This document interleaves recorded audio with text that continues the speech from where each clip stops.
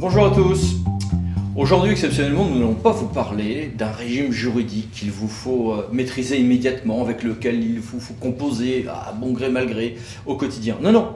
On vous parle d'un projet extrêmement important, mais qui n'est pas encore en vigueur. Il en est au contraire à sortir de l'œuf. On en est dans les prémices du travail parlementaire. C'est un projet extrêmement important qui concerne notre démocratie au niveau national, mais aussi au niveau local. Ce sont les textes rendus il y a quelques jours, adoptés en Conseil des ministres, sur la confiance en l'action publique. Alors, ces textes, à l'origine, ils ont été présentés par le garde des Sceaux le 2 juin 2017, et on avait parlé à l'époque de 3 grands projets sur la moralisation de la vie publique. D'un strict point de vue juridique, le terme pouvait être discuté. On est passé par un terme tout à fait différent, plus neutre, peut-être plus profond, qui est donc des textes sur la confiance en l'action publique. Ces textes ont été adoptés le 14 juin. Entre-temps, que s'est-il passé? Entre-temps, il y a eu 3 débats politico-médiatiques nationaux qui ont obligé le garde des Sceaux à un profil légèrement corrigé. Il y a eu quelques débats internes, mais il y a eu surtout 2 avis du Conseil d'État sur ces projets, avis qui ont été mis en ligne et qui sont assortis d'un certain nombre de réserves. Alors, il y a plein de choses dans ce texte, abordons-les dans le désordre.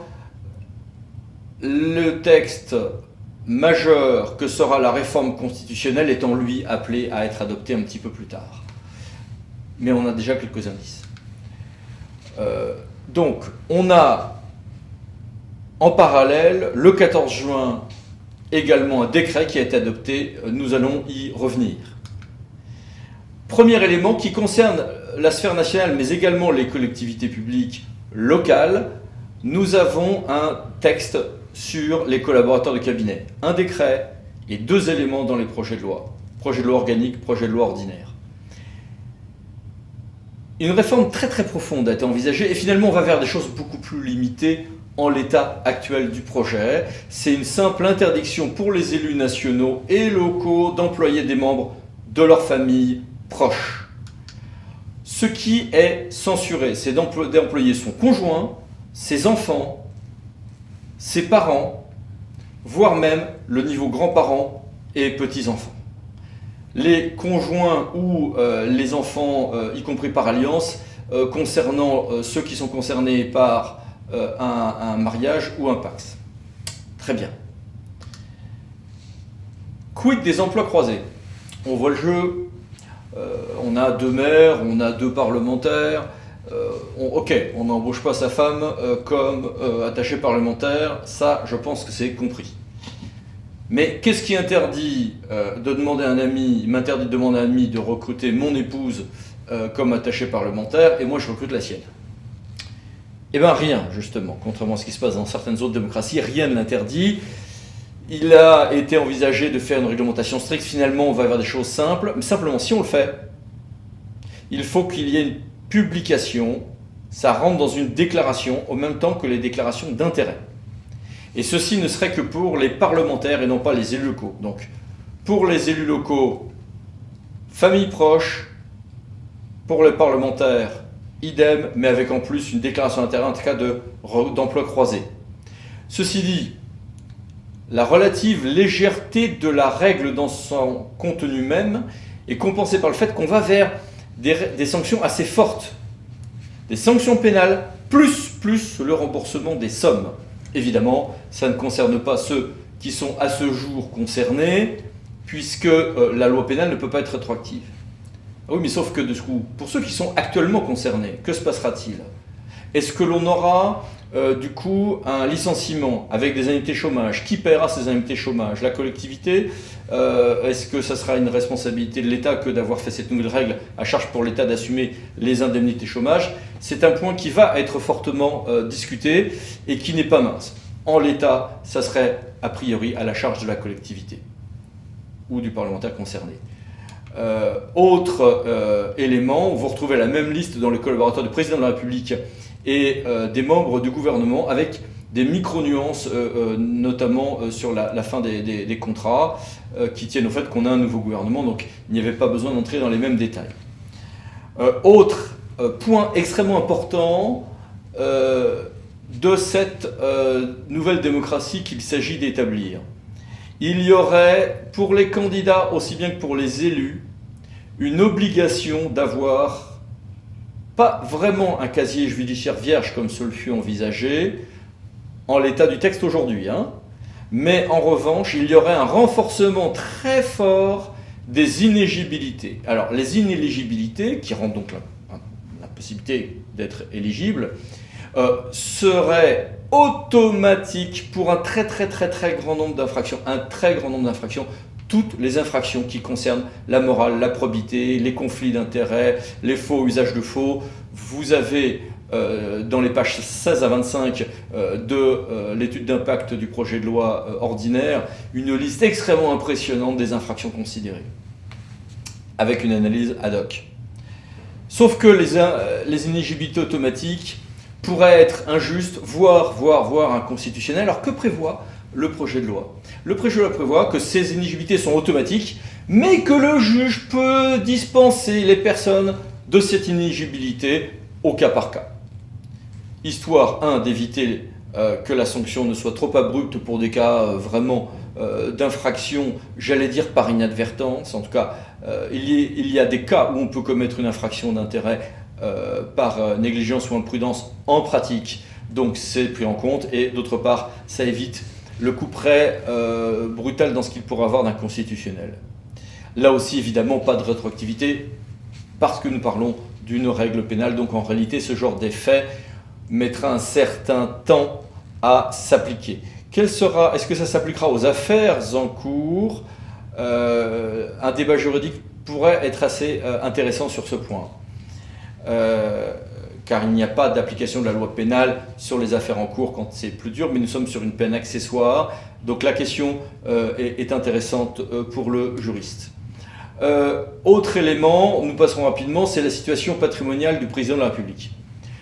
L'idée était de se dire, très bien, il y a des déclarations de situation patrimoniale qui sont faites par un grand nombre d'élus locaux et dans un certain nombre de cas, de cadres supérieurs de l'administration publique, mais il n'y a pas toujours de publication, sauf justement exactement pour le président de la République et un certain nombre de fonctions nationales, et il n'y a pas d'avis. Alors, dans le passé, il avait été envisagé qu'il y ait une sorte d'audit de cette évolution de la situation patrimoniale et que la Haute Autorité pour la transparence de la vie publique puisse dire plein de choses à ce propos. Manque de chance, le Conseil constitutionnel a été assez strict en 2013 sur ce point et le projet de loi organique qui pourrait sembler timoré sur ce point va au maximum de ce qui était permis par la jurisprudence de 2013 du Conseil constitutionnel en permettant à cette Haute Autorité d'enquêter sur ce qui s'est passé quant à l'évolution du patrimoine personnel du président de la République entre le début et la fin de sa mandature. Et après une petite phase d'échange avec celui-ci, à l'issue de son mandat, la Haute Autorité pourra émettre un avis. C'est le maximum de ce qui est autorisé, sauf modification de la Constitution. Vous imaginez évidemment que cet avis n'a pas de force juridique, mais qu'il pourra avoir une force médiatique, voire d'enclenchement de poursuites judiciaires assez forte dans certains cas. Ce point n'étant évidemment pas un détail, mais n'abordant pas ce que peuvent être les recyclages des fonctions commercialisées pour les présidents de la République après leur fonction. Tout le monde a à l'esprit certains exemples français, mais l'exemple le plus marquant, évidemment, celui de Gerhard Schröder en Allemagne, travaillant pour une puissance étrangère immédiatement après ses fonctions, dans des conditions qui n'ont pas forcément entraîné une totale confiance dans ce que furent rétrospectivement certains accords avec la Russie pour la République fédérale allemande. Autre élément important, quid des conflits d'intérêts et de cumul de fonctions? C'est un grave problème que de savoir comment bien réglementer les conflits d'intérêts pour éviter que nous ayons un abus des fonctions publiques pour ceux qui ont la charge de ces fonctions publiques, mais qui ont également des intérêts dans la vie du quotidien, matériel, au titre de leur carrière, de leurs conjoints, de leurs enfants, ou que sais-je.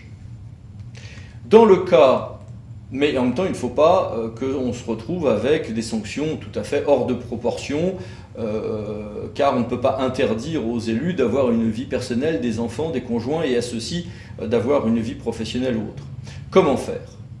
Bien, les deux projets de loi s'attaquent à ce qu'il y a souvent de plus difficile, voire de plus choquant dans ce que furent les mandatures passées, c'est-à-dire des activités de conseil, y compris dans la belle et noble profession d'avocat, pour un certain nombre de parlementaires, ceux-ci ayant bénéficié en plus d'une passerelle dans des conditions pour le moins discutées et discutables.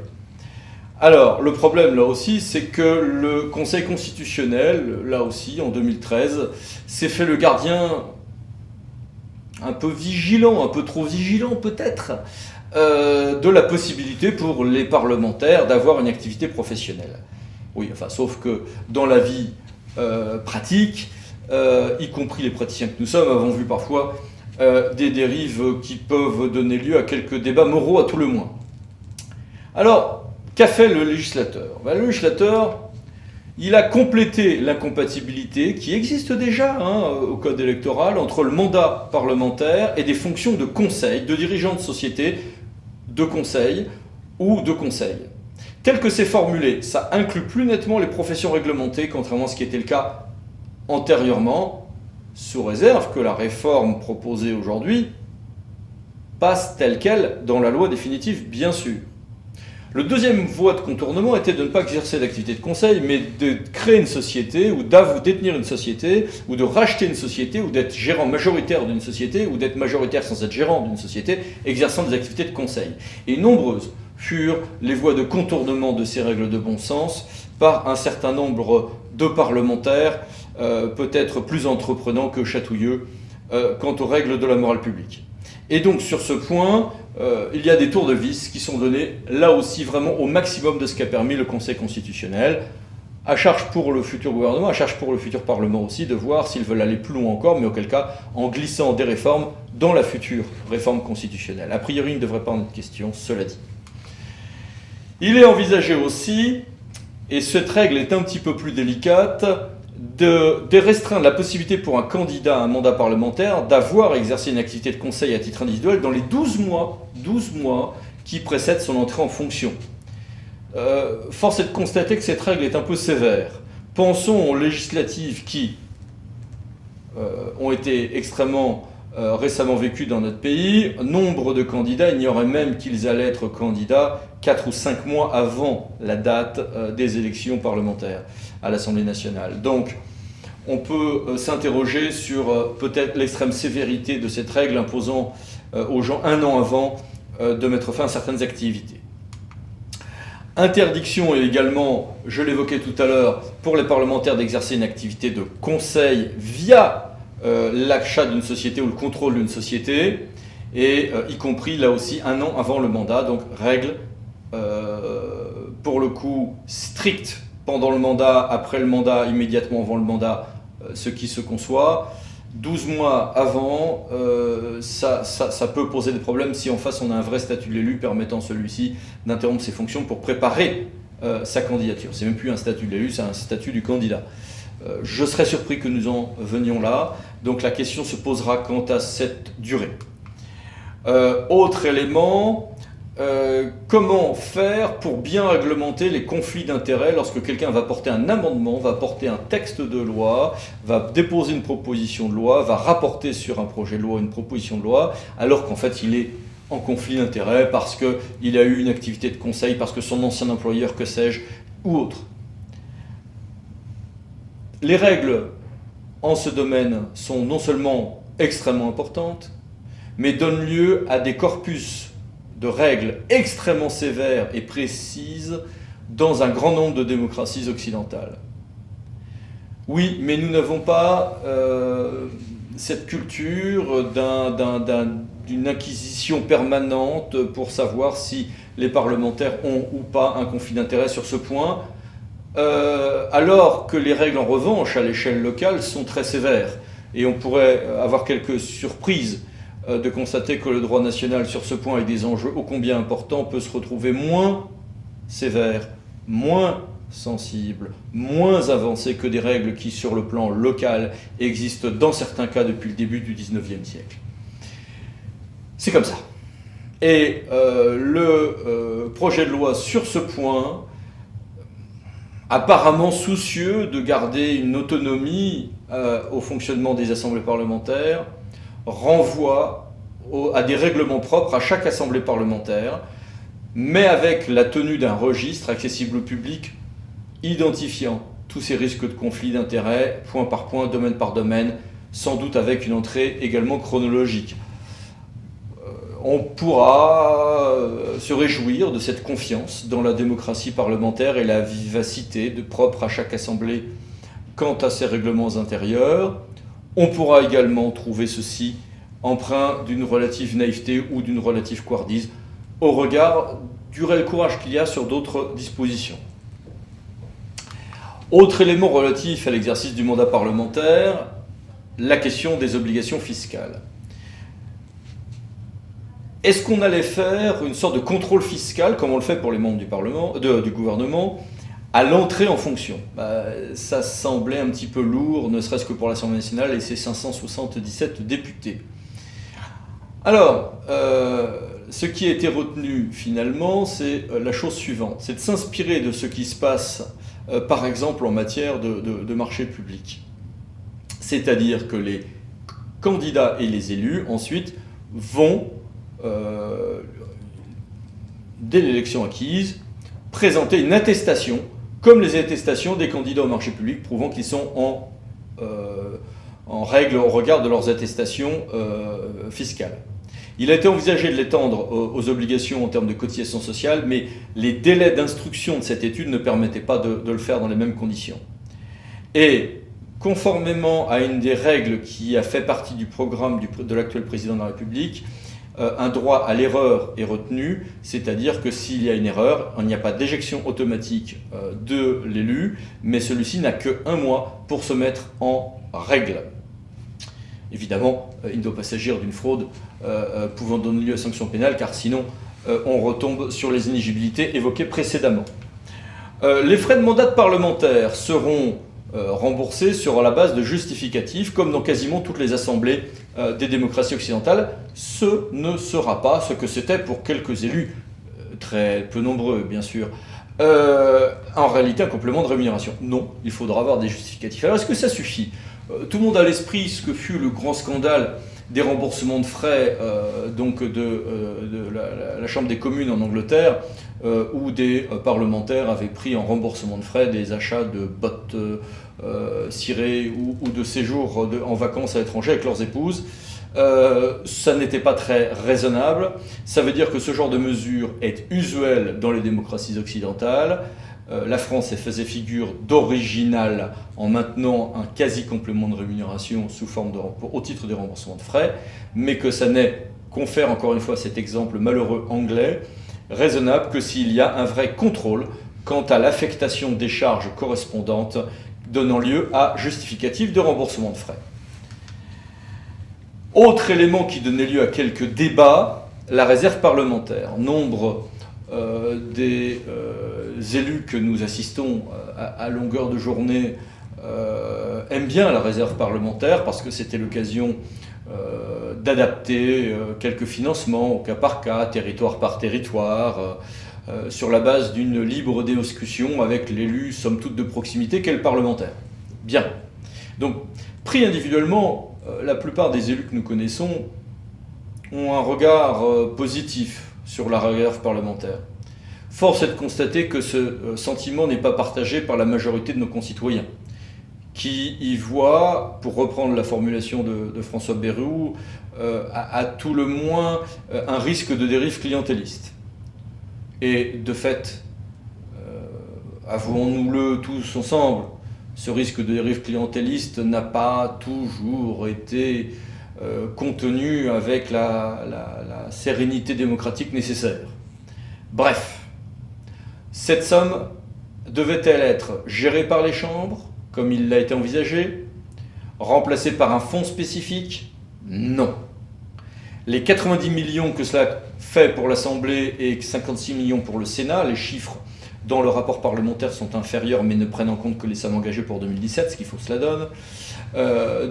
Vont être intégrés dans un fonds de l'État. Alors est-ce que ça va être intégré dans le FPIC pour être donné aux collectivités les plus pauvres? Est-ce que ça va être donné, ou supposait-elle, intégré à la DGF, à la DGD ou autre? On n'en sait rien.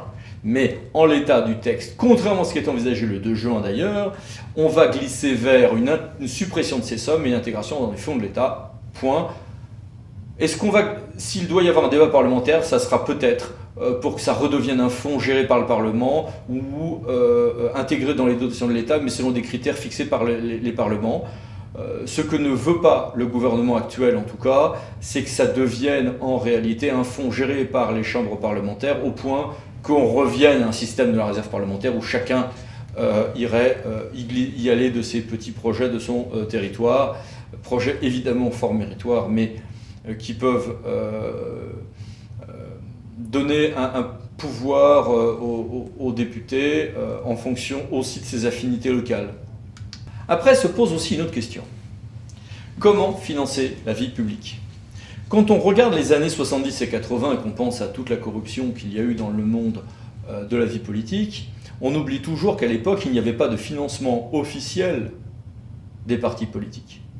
Ces financements officiels ne sont venus qu'avec la loi de 88 sur les partis politiques et la loi de janvier 90, qui a été le vrai socle sur lequel on a pu fonder une démocratie assainie et apaisée, parce que financée par fonds publics en fonction des résultats des élections notamment. Alors, le garde des Sceaux a voulu, le 2 juin, aller assez loin dans ces domaines pour assainir et cadrer les finances des partis politiques. Il a proposé d'introduire une séparation entre ordonnateurs et comptables dans les partis politiques comme dans les collectivités publiques. Étrangement, c'est le Conseil d'État qui s'est opposé à cette mesure dans son avis, en y voyant un flou, en y voyant une possible atteinte à l'initiative privée, puisqu'après tout, il y a des commissaires aux comptes ou autres qui peuvent très bien faire cette chose-là. Les commissaires aux comptes font un travail remarquable en fonction de normes aujourd'hui très strictes. Néanmoins, ça n'apporte pas, selon moi, les mêmes règles de sécurité qu'une séparation ordonnateur et comptable, même si tous les praticiens mesurent aussi les immenses lourdeurs qui peuvent naître de cette séparation ordonnateur et comptable.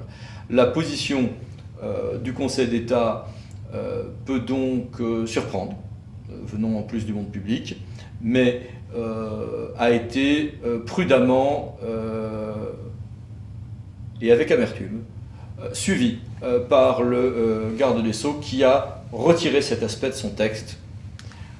Autre élément, le garde des Sceaux voulait une certification des comptes des partis politiques faite au besoin par les magistrats financiers de la Cour des comptes ou des chambres régionales des comptes. Là aussi, le Conseil d'État a dit pourquoi pas faire appel au privé, alors que ce ne sont pas les mêmes garanties, il ne faut pas exagérer, ce ne sont pas les mêmes garanties, ce n'est pas la même chose. Donc là aussi, ça a été abandonné.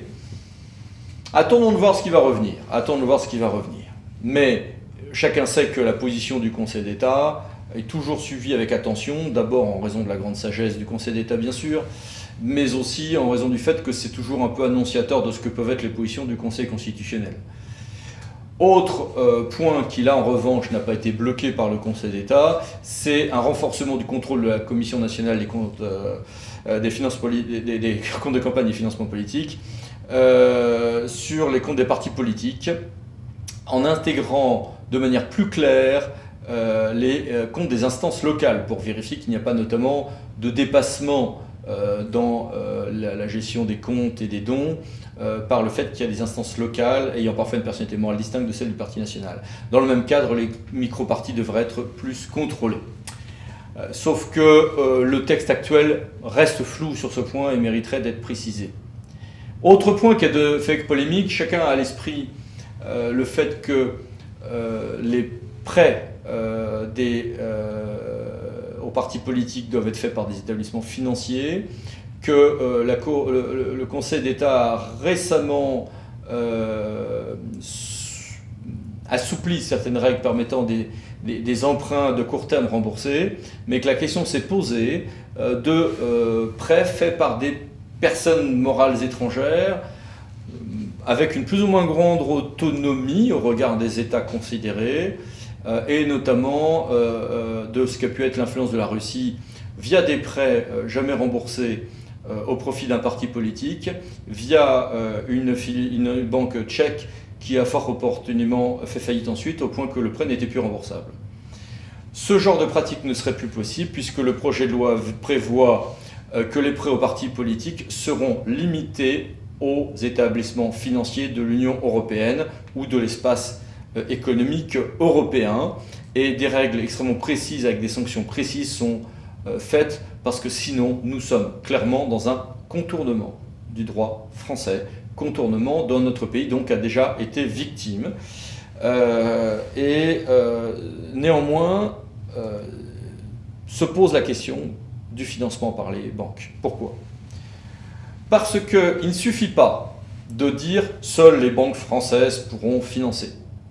Tous les partis politiques qui ont un tout petit revers de fortune démocratique ont connu le fait, bien connu des PME, qu'une banque ne vous prête que quand vous avez des lendemains florissants avec certitude. Bref, on vous donne de l'argent en général quand vous n'en avez pas besoin ou très peu besoin.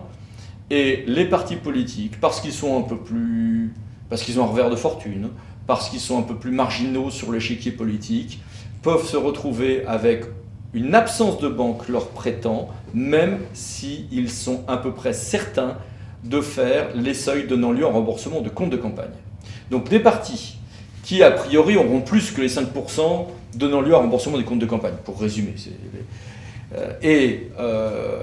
qui refusent, qui n'obtiennent pas de prêts de la part de banques sur les durées extrêmement courtes, qui sont celles de la gestion des comptes de campagne, participent à un déni de démocratie. Et est-on toujours sûr que ces partis politiques n'ont pas eux-mêmes une situation où ils subissent la pression de tel ou tel pouvoir politique ou financier ?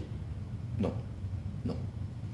On ne peut pas être toujours sûr qu'il y a une totale indépendance des établissements financiers en pareil cas.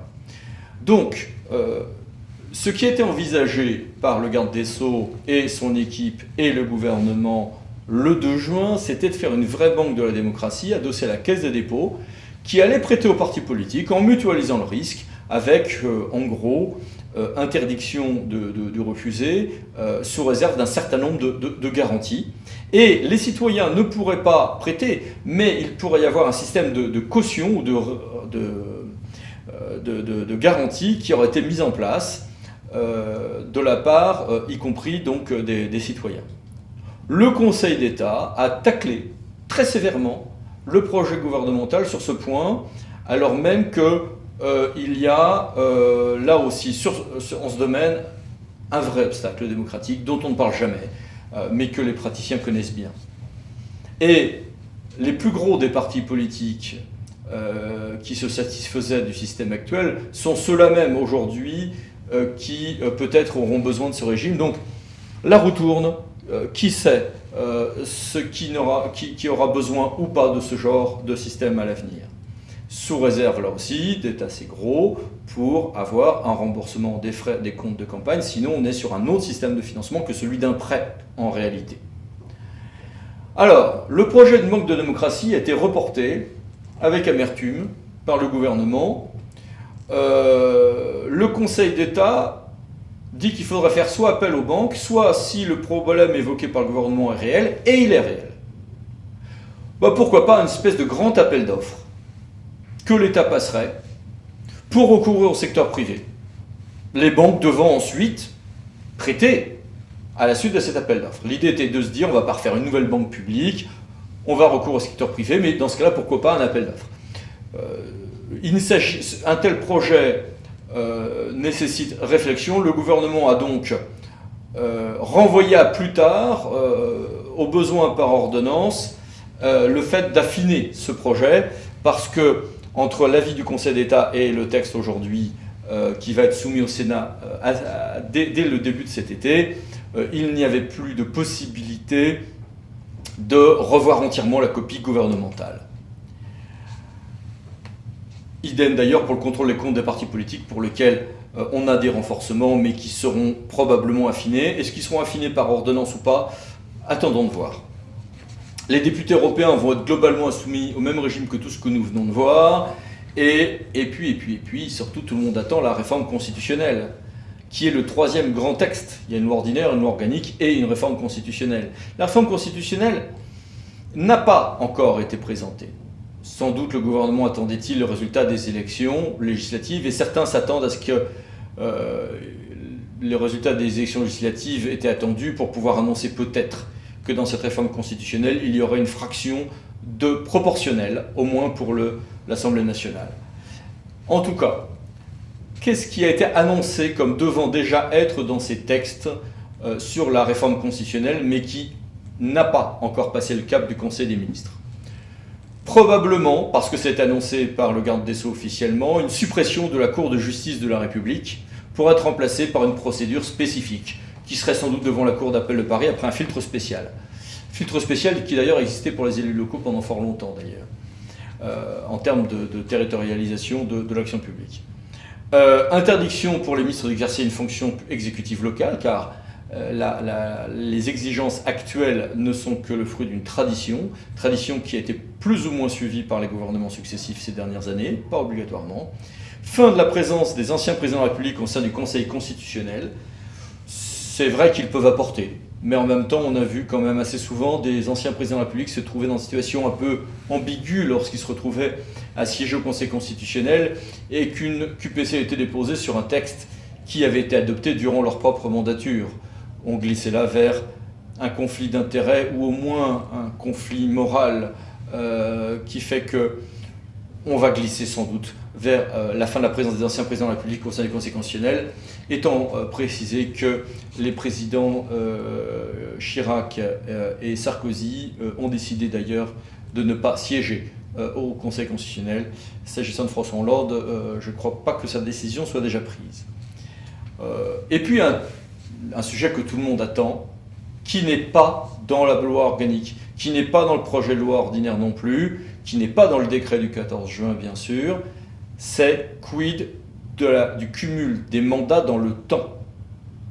Ce qui a été annoncé par le garde des Sceaux le 2 juin, mais qui n'est pas encore dans les projets de loi, parce que ça va être sans doute glissé dans la loi constitutionnelle, dans le projet de loi constitutionnel, sans doute, avec probablement une loi ordinaire, une loi organique, pardon, derrière et une loi ordinaire. C'est combien de mandats pourra-t-on faire à la suite? En l'état du projet, ce qui est envisagé, c'est qu'on ne puisse pas en faire plus que 3. Pas plus de 3 fois 5 ans pour un député, pas plus de 3 fois 6 ans pour un maire, par exemple. Est-ce qu'on est dans un système qui aurait des dérogations? Oui. Le garde des Sceaux dit qu'il fera des dérogations pour les plus petites communes. Mais est-ce qu'on va se caler sur le seuil de 1000 habitants, qui est le seuil électoral depuis la loi dite Valls de 2013? Est-ce qu'on va se caler sur le seuil de 3500 habitants, qui est un seuil habituel quant au fonctionnement des organes du conseil municipal? Est-ce qu'on va se fonder sur le seuil de 9000 habitants, qui est un seuil classique en termes de compte de campagne? On ne sait pas. Et évidemment, on voit très bien que les résultats seront très très très différents selon qu'on prend l'un, l'autre ou le dernier de ces 3 seuils. Autre question classique que l'on voit sur les forums sur Internet, est-ce qu'on prendra la fonction exécutive ou est-ce qu'on va compter les mandats également où on est membre de l'Assemblée délibérante? La réponse du garde des Sceaux aujourd'hui est claire, ce sont les fonctions exécutives. Ça veut dire qu'on aura le droit d'avoir été conseiller municipal, voire même adjoint au maire. On ne prendra en compte pour ce cumul de 3 mandats que le mandat où on a été maire. Est-ce qu'on va prendre les mandats pleins ou est-ce qu'on va être considéré comme ayant fait un mandat de maire si on est arrivé maire au milieu de mandat? Le texte pour l'instant est muet. Le texte, c'est-à-dire les textes des déclarations officielles du ministère de la Justice. À suivre. Autre question, est-ce que l'on va prendre en compte les mandats continuellement? Est-ce que j'aurai le droit, par exemple, d'avoir été 3 fois maire, 3 fois 6 ans successivement, puis de redevenir simple conseiller municipal, et de redevenir maire le mandat d'après. En l'état de ce que le ministre a communiqué sur son projet de loi, la réponse est oui. Seuls les 3 mandats consécutifs donnent lieu à interdiction. S'il y a une interruption, il semblerait qu'on remette les compteurs à zéro. Nul doute que ce point donnera lieu à des débats intéressants au Parlement et notamment au Sénat. Alors, ces débats justement, quand vont-ils avoir lieu?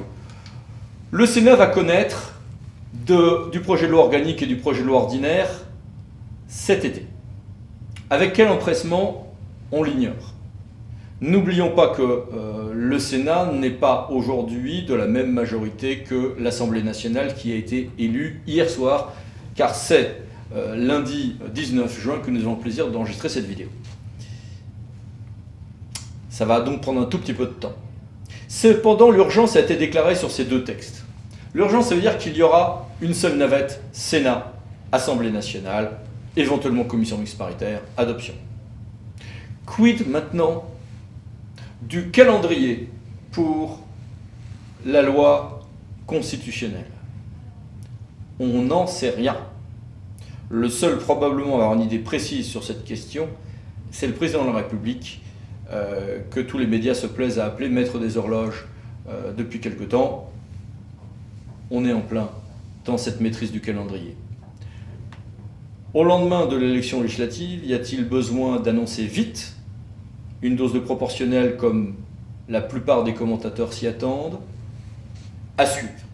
Nous sommes donc sur des enjeux majeurs, sur des réformes importantes de la démocratie au lendemain de campagnes présidentielles puis législatives qui ont témoigné d'un besoin effectivement de restaurer la confiance dans l'action publique, mais avec des mesures techniques qui concernent des hommes et des femmes investis pour le bien des collectivités locales et de la nation, qui concernent des enjeux majeurs, et il ne s'agirait pas que cela se transforme en tank détruisant tout sur son passage, et néanmoins, une action qui s'embourberait donnerait un sentiment d'inefficacité dans un domaine où nos concitoyens ont besoin de sentir que les choses avancent dans le sens qu'ils souhaitent.